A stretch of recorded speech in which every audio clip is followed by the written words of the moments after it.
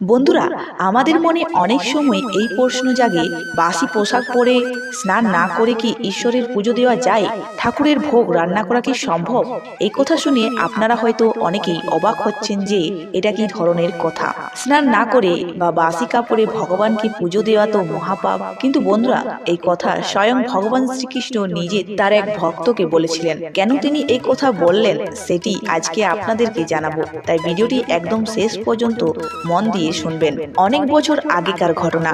এক মহিলা ছোট্টবেলা থেকেই শ্রীকৃষ্ণের একনিষ্ঠ ভক্ত ছিলেন। তার বাবা ছিলেন একজন পূজারী। তিনি ছোটবেলা থেকেই তার বাবাকে পুজোর কাছে সাহায্য করতেন। তারপর তার বাবার মৃত্যু হয়। তিনি শ্রী জগন্নাথ দেবের মন্দিরের কাছে একটি ছোট্ট কুটির বেঁধে বসবাস করতে শুরু করলেন। জগন্নাথ দেবের দর্শন করাই ছিল তার নিত্যদিনের কাজ।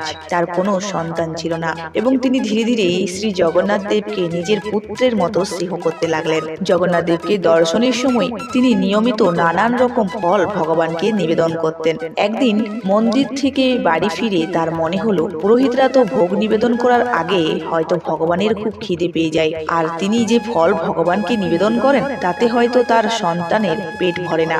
ভগবানের প্রতি এমন মাতৃস্নেহ নিয়ে ঠিক তার পরের দিন থেকেই তিনি সকাল 3:30 ঘুম থেকে উঠে খিচুড়ি রান্না করতে শুরু করলেন। তিনি স্নান করা বা ঘর পরিষ্কার করার আগেই প্রথমেই ঘুম থেকে উঠে খিচুড়ি রান্না বসিয়ে দিলেন, যাতে ঠাকুরের খেতে একটুও দেরি না হয়। তারপর সেই খিচুড়ি বাড়ির জগন্নাথ দেবের মূর্তির সামনে নিবেদন করলেন। ঠিক সেই সময় এক কৃষ্ণবর্ণ অত্যন্ত সুদর্শন বালক তার কুটিরের সামনে প্রবেশ করলো। বালকটি এসে বলল, মা, আমার খুব খিদে পেয়েছে, আমাকে কিছু খেতে দাও। সেই মহিলা অপলক দৃষ্টিতে সেই বালকের দিকে তাকিয়ে রইলেন। তারপর তাড়াতাড়ি ঘরে গিয়ে তার জন্য একটি আসনের ব্যবস্থা করলেন। কিন্তু তিনি মনে মনে ভাবলেন, বালকটিকে তিনি কি খেতে দেবেন। তখন হঠাৎ তার মনে হলো, শ্রী জগন্নাথ দেবের নিবেদিত ভোগেই বালকটিকে খেতে দেওয়া যাক। তিনি তাই করলেন। মহানন্দে সেই বালক খিচুড়ি খেতে লাগলো, আর সেই মহিলা পাশে বসে হাত পাকা দিয়ে তাকে হাওয়া করতে লাগলেন। সেই প্রসাদ খেয়ে বালকটি খুব তৃপ্ত হলো এবং বলল, মা, প্রত্যেক দিন এইরকম খিচুড়ি রান্না করে আমাকে খাওয়াবে তো? কৃষ্ণ ভক্ত মহিলা মাথা নেড়ে হ্যাঁ বললেন। বালকটি আরো বলল, এবার থেকে প্রত্যেক দিন সকালবেলায় আমি এই খিচুড়ি খেতে আসবো। এই বলে বালকটি সেখান থেকে চলে গেল। এরপর থেকেই সেই মহিলার আর সময় কাটে না। তার খালি মনে হতে লাগলো, কখন আবার সেই বালক আসবে, কখন তিনি তাকে খেতে দেবেন আর হাত পাকা দিয়ে হাওয়া করবেন। পরের দিন ঘুম থেকে উঠেই সব কাজ ফেলে তিনি উনুন ধরিয়ে খিচুড়ি রান্না শুরু করলেন। তিনি ভগবান জগন্নাথ দেবের কাছে প্রার্থনা করে বললেন, ঠাকুর, রান্না যেন খুব ভালো হয়। আমি প্রথমে তোমাকে নিবেদন করব, তারপরে সেই প্রসাদ বালকটিকে দেব। জগন্নাথ দেবের প্রসাদ নিবেদন শেষ হতেই সেখানে হাজির হলো সেই বালক। বালককে দেখে যেন মহিলা ধরে প্রাণ এলো। তাকে পাশে বসিয়ে ভোগ খেতে দিলেন এবং হাত পাখা দিয়ে খাওয়া করতে লাগলেন। তৃপ্তি করে খাওয়া শেষ করে বালকটি বলল, মা, এবার আমি আসি। এরপর থেকে এটাই তার প্রতিদিন কাজ হয়ে গেল। সকালে ঘুম থেকে উঠে খিচুড়ি রান্না করা, জগন্নাথ দেবকে ভোগ দেওয়া এবং তারপর সেই বালকটিকে খেতে দেওয়া, এই কাজেই তার সারাদিন কেটে যেত। এর ফলে দীর্ঘদিন ধরে তিনি আর জগন্নাথ দেবের মন্দিরে যাননি। একদিন মন্দিরের প্রধান পুরোহিত তার সাথে দেখা করতে তার বাড়িতে এলেন। পুরোহিত জিজ্ঞেস করলেন, তুমি ইদানিং কেন মন্দিরে যাও না? তখন সেই মহিলা তার সারাদিনের কাহিনী পুরোহিতকে বললেন।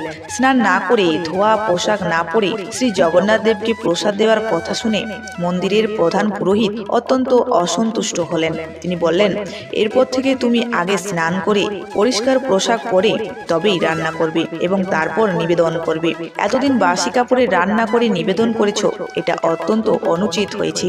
এই কথা শুনে মহিলা মনে মনে খুবই কষ্ট পেলেন এবং জগন্নাথ দেবের কাছে ক্ষমা প্রার্থনা করলেন। পরের দিন তিনি ঘুম থেকে উঠেই ঘর দুয়ার পরিষ্কার করে, স্নান করে, পরিষ্কার জামা কাপড় পরে রান্না বসালেন। কিন্তু এইসব করতে গিয়েই তার অনেক সময় লেগে গেল এবং ঠাকুরকে নিবেদন করতে অনেক দেরি হয়ে গেল।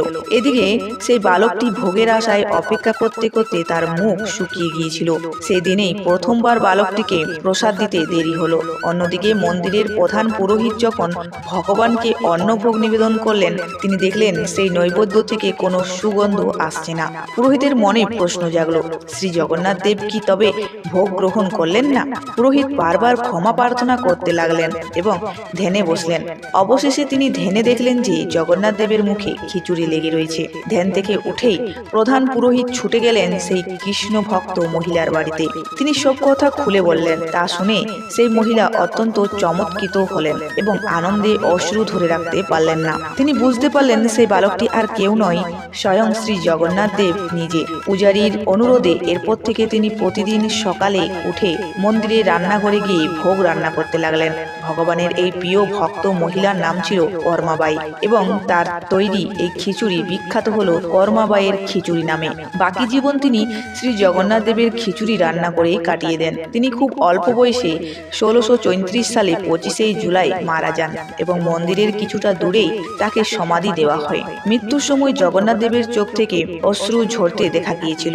সেই রাতেই প্রধান পূজারীর স্বপ্নে এসে জগন্নাথ দেব বললেন, আমার প্রিয় কর্মাবাই প্রয়াত হয়ে আমার মধ্যে মিশে গেছে, কিন্তু এখন আমাকে কে অমন ভালোবেসে খিচুড়ি খাওয়াবে? ভগবান খুব দুঃখ প্রকাশ করলেন। পরের দিন পুরীর রাজা এবং মন্দিরের প্রধান পূজারীর উপস্থিতিতে নির্দেশ হলো যে রোজ সকালে বাল্যভোগে কর্মাবাইয়ের মতো খিচুড়ি রান্না করা হবে। তখন থেকে আজ পর্যন্ত এই প্রথা চলে আসছে। প্রতিদিন ভোরে শ্রী জগন্নাথ দেবকে কর্মাবাইয়ের খিচুড়ি নিবেদন করা হয়। আজ যখন পুরীতে রথযাত্রা হয় তখন জগন্নাথ দেবের রথের চাকা ভক্ত কর্মাবাইয়ের সমাধির সামনে এসে নিজে থেকেই থেমে যায়। কিছুতেই সেই চাকা আর এগানো যায় না। সবাই বলেন শ্রী জগন্নাথ দেব তখন তার প্রিয় ভক্ত কর্মাবাইয়ের সাথে দেখা করতে যান।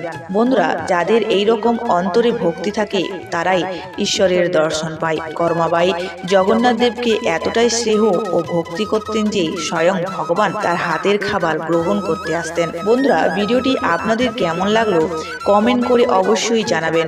চ্যানেলে নতুন হলে চ্যানেলটিতে সাবস্ক্রাইব করে বেল আইকনটি প্রেস করে রাখবেন পরবর্তী ভিডিও সবার আগে দেখার জন্য। দেখা হবে আবার একটা নতুন গল্পের সাথে। ভালো থাকবেন। ধন্যবাদ। জয় জগন্নাথ।